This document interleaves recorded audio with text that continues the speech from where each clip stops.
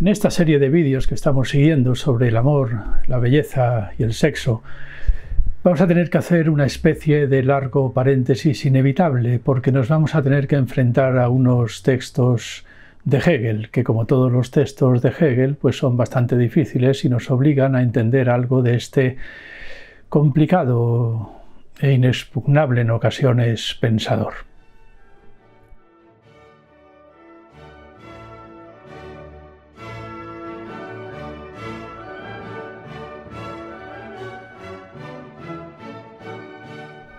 Pero no tenemos más remedio. El motivo de ello es que no podemos quedarnos conforme con la definición que habíamos obtenido en el capítulo anterior a partir de un, eso sí, preciosísimo texto de Platón en el Banquete.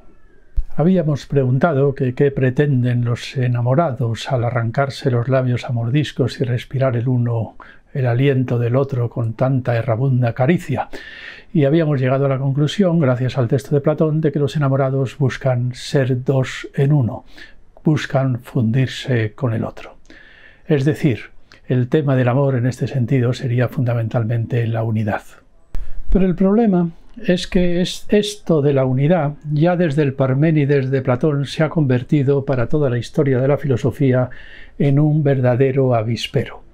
Y no hay nadie que lo haya diagnosticado de forma más contundente que este grandísimo pensador del siglo XIX, Hegel. Aventuras y desventuras de la unidad, así podríamos llamar al tema que tenemos por delante. El texto más clásico y más contundente en el que Hegel se ocupa de este asunto, las aventuras y las desventuras de la unidad, es sin duda alguna el prólogo a la fenomenología del espíritu, un texto muy difícil pero que vamos a intentar abordar en adelante. ¿Por dónde empezamos? Bueno, pues ante todo por hacernos cargo del monumental cabreo que tiene Hegel con el ambientillo romántico de su época. Lo muy enfadado que está con lo que el romanticismo ha acabado por hacer con ese asunto de la filosofía. La filosofía romántica nos dice se ha detenido frente a lo absoluto, frente a eso que consideramos lo eterno, lo divino, la totalidad. En cierta forma podríamos decir la sustancia espinosista en la cual todo naufraga, todo se borra de forma indiferenciada porque todo está en todo. Esta comunión de todo con todo, esta vivencia romántica de la pertenencia de la totalidad consigo misma, es lo que ha llenado de asombro a las filosofías, por una parte de Schleiermacher, y quizás, quién sabe, esto lo dice de una forma que hace enfadar mucho a su gran amigo Schelling, quizás también la filosofía del propio Schelling. Schelling no se va a reconocer ahí, incluso se va a enfadar y va a perder para siempre la amistad con Hegel, pero de alguna forma no cabe duda de que Hegel le mete en el mismo saco que a Schleiermacher y compañía. La filosofía romántica, nos viene a decir Hegel, se ha detenido frente a lo absoluto, viendo cómo en lo absoluto se borran todas esas diferencias, todas esas separaciones que han marcado, que ha recorrido de forma tan minuciosa y tan paciente la historia de la filosofía en general. La distinción materia-forma, la distinción alma-cuerpo, la distinción individuo-sociedad, la distinción ente-ser, ser o ente, ¿no? La distinción intuición-concepto, la distinción teoría y práctica, en fin, todas esas antítesis finitas que desde el punto de vista del absoluto se disuelven y se unifican en una unidad indiferenciada, puesto que en lo absoluto todo es idéntico a todo. Lo absoluto, la totalidad, Dios, si queremos decirlo así, es la perfecta identidad de todo con todo.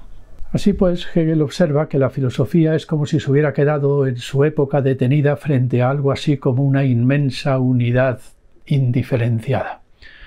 Y decimos bien que la filosofía se ha quedado detenida, porque efectivamente, si todas esas antítesis finitas que son su caballo de batalla para el pensamiento y la reflexión se disuelven en el concepto de lo absoluto y la filosofía está ya frente a lo absoluto mismo, pues se puede decir que se ha quedado sin herramientas. Así es que la filosofía debe de dejar paso a otra cosa, a algo así como la no filosofía, a algo así como la intuición, o algo así como una religión más profunda, si queréis, pero algo así como una nueva religión. Eso es lo que efectivamente había mantenido uno de los discípulos románticos de Schelling, Essenmayer.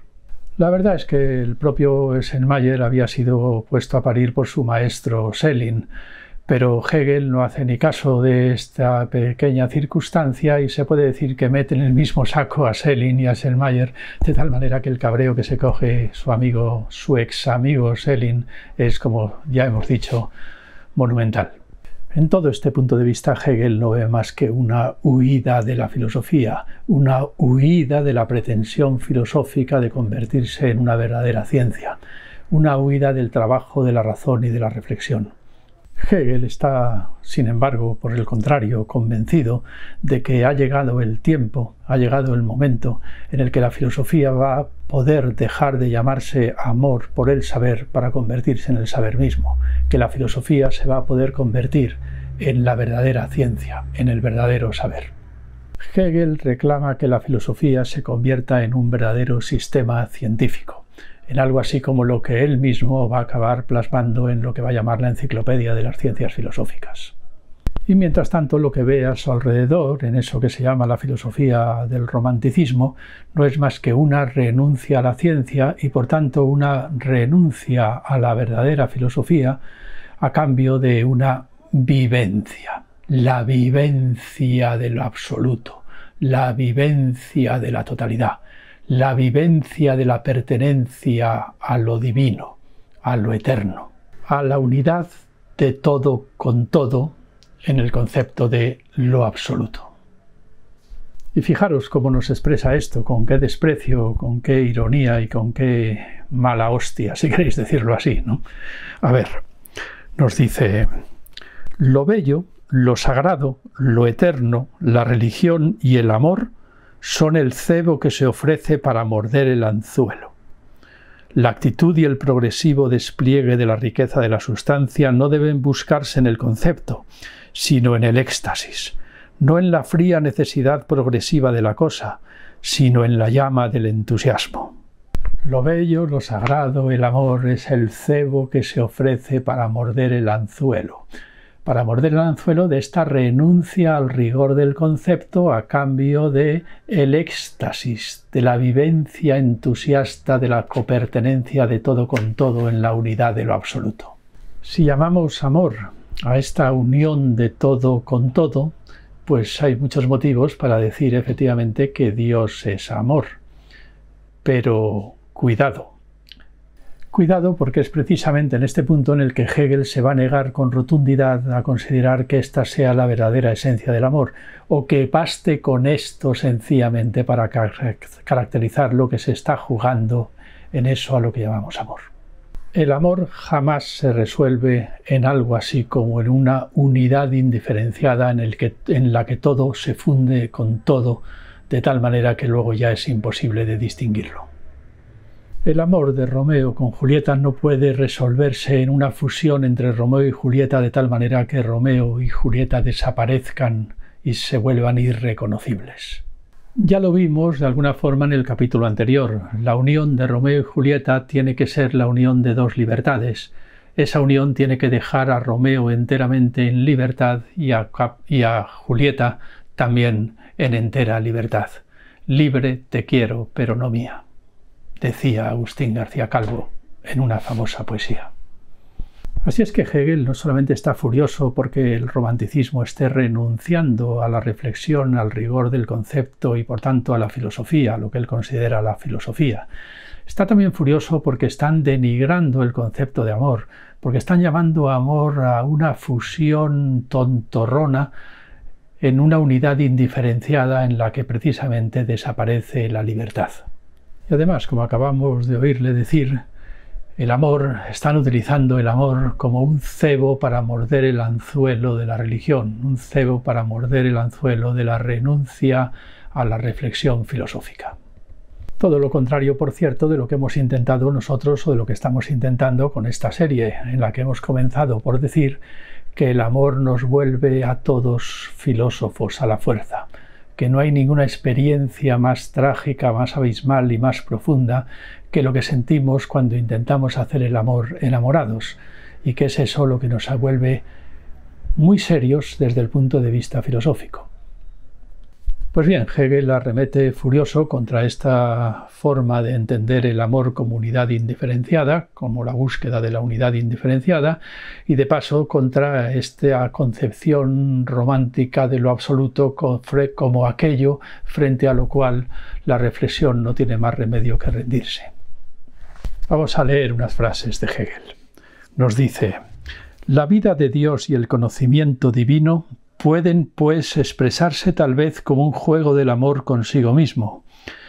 Pero esta idea desciende al plano de lo edificante e incluso de lo insulso si faltan ahí, en ella, la seriedad, el dolor, la paciencia y el trabajo de lo negativo. O sea, sí, vale, si el amor busca la unidad y Dios es la unidad de todo con todo, pues Dios es amor, de acuerdo. Pero, nos dice, esta idea desciende al plano de lo edificante e incluso de lo insulso e incluso de lo ridículo si le falta la paciencia, el trabajo, el dolor de lo negativo. Es decir, de la atención a lo determinado, a la determinación. La fusión entre Romeo y Julieta se vuelve algo insulso y vacío si no atendemos a esa paciencia, a ese rigor paciente con el que los amantes se buscan el uno al otro, recorriendo su cuerpo por todos los rincones, contando los pelos, contando las pecas, contando los lunares del cuerpo, sin quererse perder ni siquiera la última gota de sudor.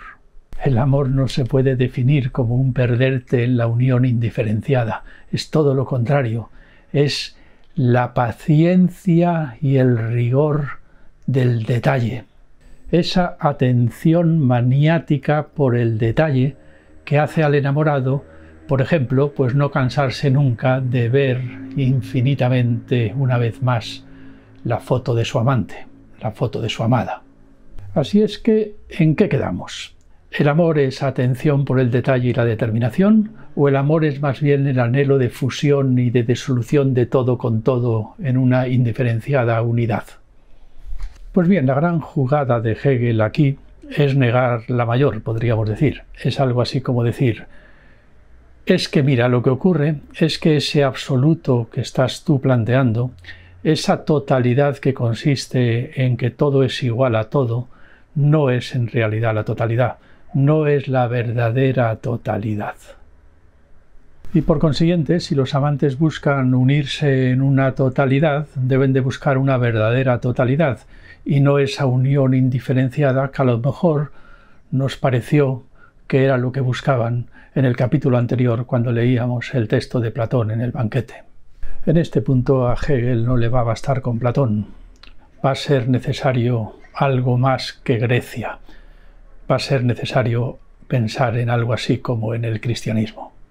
Pero esto lo dejaremos para el capítulo siguiente o para los capítulos siguientes. Lo que nos interesa hoy es advertir cómo Hegel denuncia que el romanticismo en general está planteando muy mal el problema de lo absoluto, el problema de la totalidad y el problema de la unidad, que lo está diagnosticando mal. Vamos a atrevernos a leer un texto de Hegel. El romanticismo, nos dice, ha renunciado al rigor del concepto y al rigor de la reflexión, pero a cambio nos ha prometido la unidad de lo absoluto, el cebo de lo sagrado, lo eterno, lo divino, el cebo de el amor. A cambio, nos dice, se nos promete una vivencia edificante, la vivencia de lo absoluto. Y aquí continúa el texto diciendo: a esta exigencia responde el esfuerzo acucioso y casi ardoroso y fanático por arrancar al hombre de su hundimiento en lo sensible, en lo vulgar y lo singular, para hacer que su mirada se eleve hacia las estrellas, como si el hombre, olvidándose totalmente de lo divino, se dispusiera a alimentarse solamente de cieno y agua, como el gusano. Este es el primer error de diagnóstico. Se piensa algo así como que el hombre está siempre sepultado en el barro, hundido en eso que llamamos el mundo de la experiencia, y que hace falta animarle para que eleve su mirada hacia las estrellas, hacia lo divino, hacia lo eterno y lo sagrado. Continúo leyendo el texto de Hegel. Hubo un tiempo en que el hombre tenía un cielo dotado de una riqueza pletórica de pensamientos y de imágenes. El sentido de cuanto es radicaba en el hilo de luz que lo unía al cielo. Entonces, en vez de permanecer en este presente, la mirada se deslizaba hacia un más allá, hacia la esencia divina, hacia una presencia situada en lo ultraterrenal, si así vale decirlo. Para dirigirse sobre lo terrenal y mantenerse en ello, el ojo del espíritu tenía que ser coaccionado, y hubo de pasar mucho tiempo para que aquella claridad que sólo poseía lo supraterrenal acabara por penetrar en la oscuridad y el extravío en que se escondía el sentido del más acá, tornando interesante y valiosa la atención al presente como tal, a la que se daba el nombre de experiencia. A ver, nos dice Hegel, ¿qué es eso de que el ser humano está siempre arrastrándose por el barro de la experiencia y que hace falta coaccionarle para que levante los ojos al cielo? En absoluto ha sido así en la historia de la humanidad. El ser humano ha estado siempre en las nubes, ha estado siempre con la mirada puesta en el cielo, en los dioses, en los mitos, en las imágenes, en la religión, sumergida su mirada en un universo enteramente religioso, cargado de imágenes. Y el ser humano estaba tanto en las nubes que le costaba muchísimo trabajo prestar un poco de atención al presente, prestar un poco más de atención a este más acá de lo terrenal, al más acá de la experiencia. Mirad, al ser humano el cielo le viene regalado. Lo que sí que ha sido verdaderamente una conquista, para la que ha hecho falta muchos esfuerzos inauditos, ha sido eso a lo que llamamos la experiencia. La atención al presente, la atención a este más acá. Eso ha sido conquistado tras muchísimos esfuerzos científicos de la historia de la humanidad, finalmente quizás por Galileo, por Descartes, al fundarse la física moderna, la física matemática y la física experimental. Solo entonces hemos dejado de explicarnos las cosas por imágenes celestes y mitológicas y hemos empezado a explicárnoslas en función de razonamientos matemáticos y experimentales. El ser humano nunca comienza por la experiencia, comienza siempre por la religión, y la experiencia es lo más trabajoso, lo más difícil de conquistar. Para explicarnos sobre cualquier cosa, lo primero que tenemos son mitologías e ideologías. Y después, eso sí, quizás, después de muchísimo trabajo científico, consigamos tener algún dato. En la ciencia, los datos de la experiencia siempre vienen al final, después de mucho esfuerzo teórico para combatir prejuicios ideológicos y mitologías. Como dijo Marx, citando a Hegel precisamente, el método nunca va de lo concreto al abstracto, el método siempre se eleva de lo abstracto a lo concreto. Científicamente, los datos empíricos no aparecen nunca al principio, aparecen siempre al final, después de mucho esfuerzo teórico. Es decir, a lo que vamos, que este esquema romántico está mal planteado. El ser humano no es que estuviera en el barro de la experiencia y hubiera que elevarlo a los cielos. El ser humano siempre ha estado en las nubes, siempre ha estado en los cielos, distraído con lo supraterrenal, y ha costado muchísimo esfuerzo, muchísimo trabajo hacerle descender la mirada hacia la experiencia y lo terrenal. Pero ahora, nos dice Hegel, el romanticismo parece que diagnostica que el ser humano está ya tan hundido en lo terrenal, por culpa de supuestamente de las ciencias experimentales, que hace falta elevarlo a los cielos de nuevo. A ver, ¿cómo nos lo dice? Actualmente parece que hace falta lo contrario. Se dice que el sentido se halla tan fuertemente enraizado en lo terrenal que se necesita la misma violencia para elevarlo de nuevo. El espíritu se revela tan pobre que, como el peregrino en el desierto, parece suspirar tan solo por una gota de agua, por el tenue sentimiento de lo divino en general que necesita para confortarse. Por esto, por lo poco que el espíritu necesita para contentarse, puede medirse la extensión de lo que ha perdido. La frase es tan brutal, está tan cargada de mala leche que hace falta repasarla varias veces para hacerse cargo. Está hablando contra esta gente que pretende que vivimos tan sumergidos en lo terrenal que necesitamos una gota de agua, el tenue sentimiento de lo divino, al menos como si fuera un poco de agua para un peregrino que clama y muere de sed en el desierto. Así es que nada, vas tan sumergido en lo terrenal que sales del metro, te encuentras con unos evangelistas que dan clases sobre la Biblia y que te ofrecen unas gotas de divinidad, unas gotas de algo sagrado, de algo divino, un poco de amor. Dios te ama. Y parece que con esa mamarrachada se contentara el espíritu. Pues bien, como digo, la frase de Hegel es muy bestia. Lo que dice es, pues mira, viendo lo poco que hace falta para contentar al espíritu, podemos medir la importancia de lo que se perdió cuando en lugar de vivir en las nubes empezamos a vivir sumergidos en eso a lo que hemos llamado la experiencia, la atención a este mundo, la atención a este más acá. La ilustración, la ciencia nos ha hecho perder el sentimiento divino de lo religioso. Pues mira, por lo poco que hace falta para recuperarlo, se puede medir la importancia de lo que nos hizo perder la ilustración, la ciencia y el derecho. Y Hegel continúa en el mismo tono con su demoledora ironía. Pero a la ciencia no le cuadra esta sobriedad del recibir o esta parquedad en el dar. Quien busque solamente edificación, quien quiera ver envuelto en lo nebuloso la terrenal diversidad de su ser allí y del pensamiento y anhele el indeterminado goce de esta determinada divinidad, que vea dónde encuentra eso. No le será difícil descubrir los medios para exaltarse y gloriarse de ello, pero la filosofía debe guardarse de pretender ser edificante. Es una de las frases más conocidas de Hegel, probablemente, ¿no?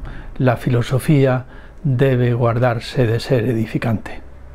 La filosofía no está para proporcionarnos una edificación moral, un catecismo de buenas maneras para ser felices en esta vida. Eso ya dejamos que lo prometan, si así queremos creerlo, las sectas religiosas.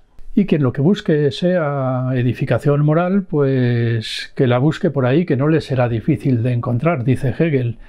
En cualquier aeropuerto tiene un montón de manuales de autoayuda, tiene un montón de coach que le venden precisamente lo que está buscando. Y por supuesto tiene todo un muestrario de sectas religiosas dispuestas a complacerle. Quien busque edificación, quien busque el sentimiento de lo sagrado, de lo divino, y quien busque algo así como la unión de todo con todo, bajo el título de algo a lo que quiere llamar amor, pues que lo busque, que lo encontrará muy fácilmente a la salida del metro. Pero la filosofía no puede conformarse con eso. La filosofía tiene que tomarse en serio el concepto de lo absoluto, el concepto de la totalidad y, por cierto, también el concepto de amor. Tiene que tomarse en serio qué es lo que pasa con la unidad, con eso de las aventuras y las desventuras de la unidad que vamos a tratar a continuación leyendo a Hegel. Pero vamos a terminar hoy, por ahora, leyendo este pasaje de Hegel que nos tiene ocupados. Esta sobriedad que renuncia a la ciencia, menos aún puede tener la pretensión de que semejante entusiasta nebulosidad se halle por encima de la ciencia. Así como hay una anchura vacía, hay también una profundidad vacía. Hay como una extensión de la sustancia que se derrama en una variedad finita, sin fuerza para mantenerla en cohesión, y hay también una intensidad carente de contenido que, como mera fuerza sin extensión, es lo mismo que la superficialidad. ¿Veis? Nos dice, lo mismo que hay una extensión vacía, por ejemplo, cuando contemplamos un desierto, hay también una profundidad que parece muy profunda, muy profunda, muy profunda y por tanto muy seria, muy seria, muy seria y que sin embargo es completamente vacía. Hay también una intensidad muy intensa, muy intensa, muy intensa y que sin embargo es exactamente lo mismo que la más completa superficialidad. Esto es lo que pasa con todas las sectas religiosas que te venden profundidad e intensidad. La profundidad y la intensidad del amor, de lo divino, de lo bello, de lo sagrado, el cebo para morder el anzuelo. Te venden lo más intenso y lo más profundo y en realidad te entregan lo más superficial. No hay nada más superficial que cualquier miembro de cualquier secta religiosa, un evangelista, un testigo de Jehová, en fin, los kikos, o bueno, yo qué sé, esos que van por ahí diciendo con una sonrisa bobalicona y estúpida, Jesús te ama. Del mismo modo, nos dice Hegel, la filosofía romántica, con su renuncia al concepto, pretende haberse sumergido en una filosofía verdadera y santa, no viendo que en vez de consagrarse a Dios con su desprecio de la medida y de la determinación, con su desprecio del rigor conceptual, lo que hace es dejar unas veces que campe por sus respetos en sí mismo el carácter fortuito del contenido y otras veces que se imponga la propia arbitrariedad. Al confiarse a las emanaciones desenfrenadas de la sustancia, creen que ahogando la conciencia de sí y renunciando al entendimiento son los elegidos a quienes Dios infunde en sueños la sabiduría, pero lo que en realidad reciben y dan a luz en sus sueños no son, por tanto, más que sueños. Pues bien, aprendamos la lección. Hay que desconfiar de todos los que nos intentan vender algo así como lo absoluto, porque normalmente lo que nos acaban por entregar es algo así como la más ridícula y patética superficialidad. Pensemos, por ejemplo, en un Hare Krishna tocando el tambor y gritando o repitiendo el nombre de su Señor, el nombre de Dios, Hare, Hare, Hare, Hare, Hare. Quizás a alguien podría parecerle que lleva una vida muy profunda y muy intensa. A otros, y sobre todo a Hegel, le parecería que lleva una vida completamente superficial, puesto que no presta absolutamente ninguna atención a nada que tenga ningún interés, a ningún detalle, a ningún presente, a ninguna experiencia, a este mundo, que es el único mundo que existe. Esto que podríamos llamar el absoluto hippie, el absoluto, lo que Freud llamó el sentimiento oceánico, la pertenencia de todo con todo en una única unidad, es nada más ni nada menos, dice Hegel, que la más completa superficialidad. Cualquier científico, cualquier zoólogo que esté contando las patas a un escarabajo es infinitamente más intenso y más profundo que un hippie viviendo el nirvana budista o un Hare Krishna recitando el nombre de su Dios mientras toca el tambor. Y Hegel nos alerta contra esta pretensión de su época de sustituir todo el trabajo filosófico tan serio y profundo por esta especie de vivencia entusiasta de lo sagrado, que en definitiva no te hace otra cosa que convertirte en la persona más superficial del mundo. Y con respecto al tema que nos ocupa, al tema del amor, pues hay que decir 3/4 de lo mismo. Romeo y Julieta no podrían confundirse el uno con el otro, porque ahí no encontrarían nada profundo, no encontrarían nada verdaderamente intenso. Lo que encontrarían, nos está diciendo Hegel, sería más bien la más completa superficialidad y la más completa monotonía, la pura indiferencia rutinaria de la vida. A veces eso es el matrimonio, pero no es eso lo que podemos considerar, no es eso lo que merece la pena llamar amor. Todo lo contrario, hemos visto que el amor se suspende siempre sobre un abismo, sobre una contradicción, sobre un grave problema que hay que resolver y que nos vuelve a la fuerza muy filósofos. Es todo lo contrario de algo superficial y monótono. Así es que mucho cuidado de buscar en nuestro Romeo o nuestra Julieta ese absoluto de la noche en la que todos los gatos son pardos, de buscar algo así como la fusión de lo indiferenciado. Es también una conocida frase de Hegel, ¿verdad? El absoluto de la noche en la que todos los gatos son pardos. Eso no es el verdadero absoluto. Eso tiene algo que ver con lo absoluto, pero no es el verdadero absoluto. No es el absoluto, ni mucho menos, que buscan los enamorados cuando buscan algo absoluto en los brazos de su amante, de su amada, de su amado. Romeo y Julieta no buscan que todos los gatos sean pardos.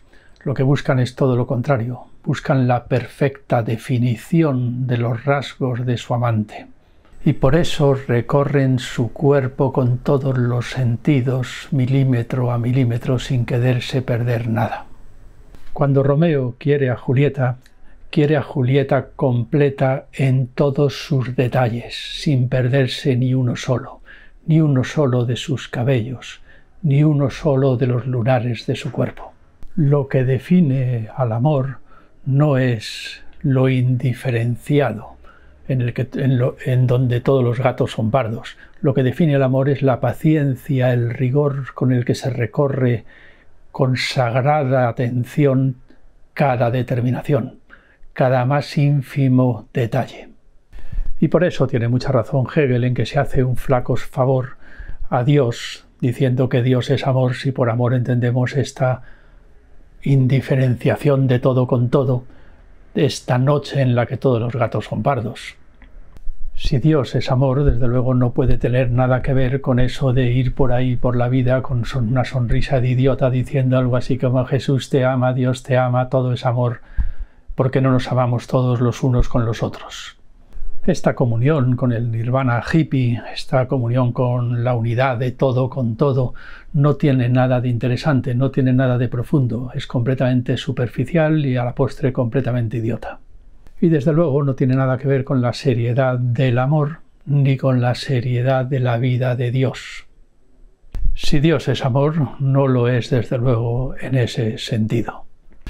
Lo podemos dejar aquí por hoy, pero con la promesa, por supuesto, de aclarar el misterio en los próximos capítulos. ¿Hacia dónde quiere llevarnos Hegel?